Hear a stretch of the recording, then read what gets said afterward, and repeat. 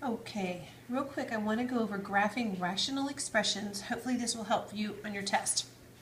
Okay, a rational expression is like when you have a polynomial over a polynomial. And I probably would want to factor it first. Okay, notice, I'm going to do this one here in a minute. See how this one's already factored for you. So if it's not, that's the first thing I would do. So notice that's a difference of squares. So that's x plus 3 times x minus 3.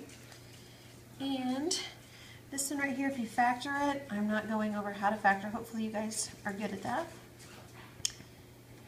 But right here is how you would factor that. Now, this is vertical asymptotes. You find vertical asymptotes by figuring out what makes your denominator 0. So notice negative 5 would make this one 0, and 1 would make that one 0. So your two vertical asymptotes are the lines x equals negative 5 and x equals 1. Okay, your horizontal asymptotes, the way you tell that is you look at the degree.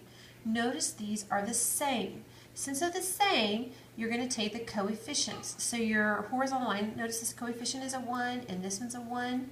So your horizontal asymptote is going to be 1 over 1, okay, which equals obviously just 1.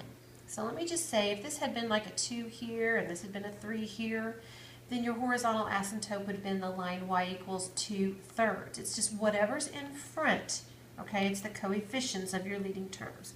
So in this case, my horizontal asymptote is the line y equals 1. So I'm going to go ahead and graph that over here. I'm looking through my phone, so this could be a little scary. But here's the line y equals negative 5 right here. It's just a nice little dotted line. Okay, your graph will never cross a vertical asymptote. Sometimes it will cross a horizontal asymptote, never a vertical one.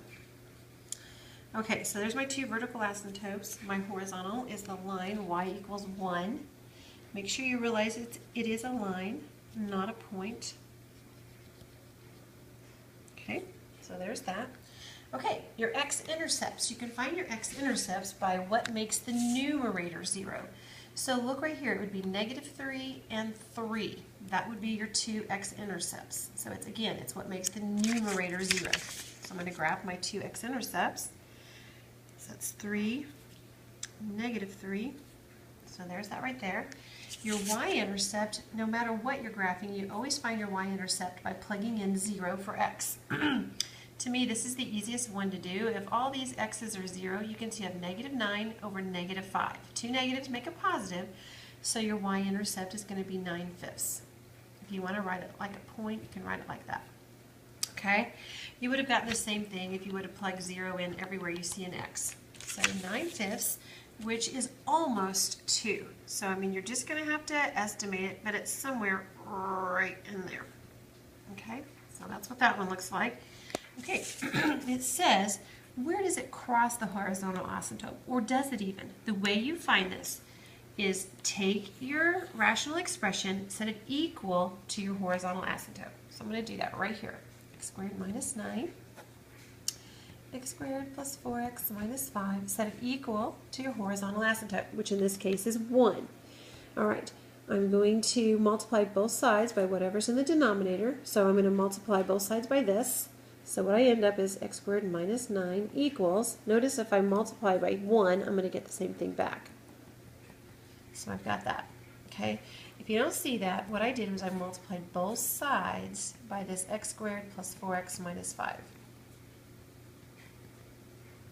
Both sides. That way these canceled, and that's what I'm left with. Okay, now solve. My x squareds are going to cancel.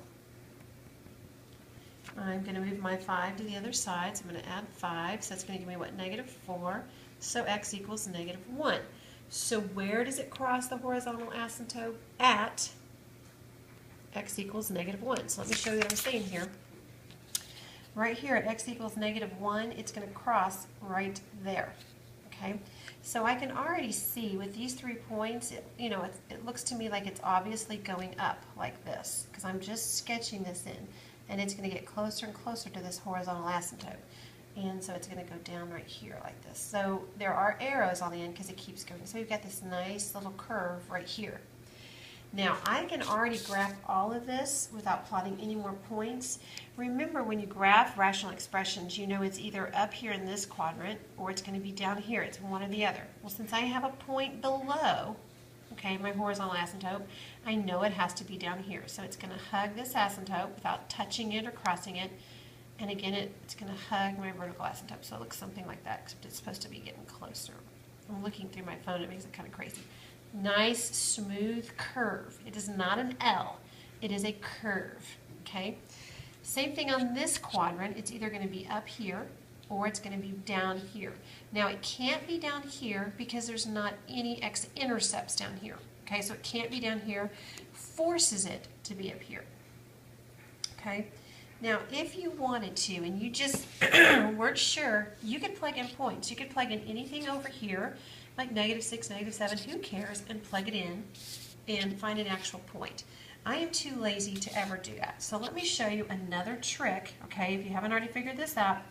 This asymptote is -5. So if I pick a point really, really close to this, let's say I want to try like -5.1. I want to show you what I can do.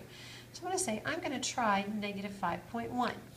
Now all I'm going to do is I'm going to use the factored one. I'm going to plug it in here and see if it would be positive or negative. I don't care about an actual value. I just want to see if it's positive or negative. If I plug in -5.1 and I add 3, hopefully everybody realizes that's still negative. If I plug in a -5.1 here and I subtract 3, it's still negative. Who cares? Okay, so there's my two negatives on the top.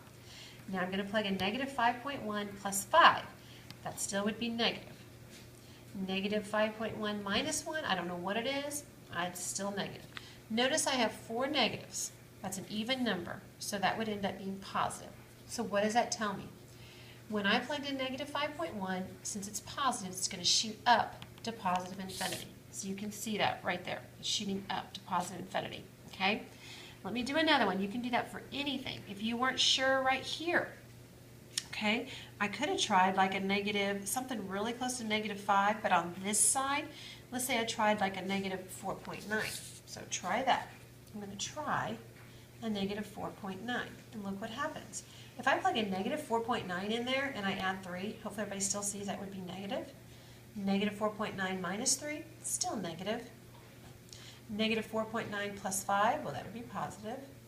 -4.9 minus 1 is negative. Okay, do you see there's 3 negatives there? It's an odd number, so it would be negative.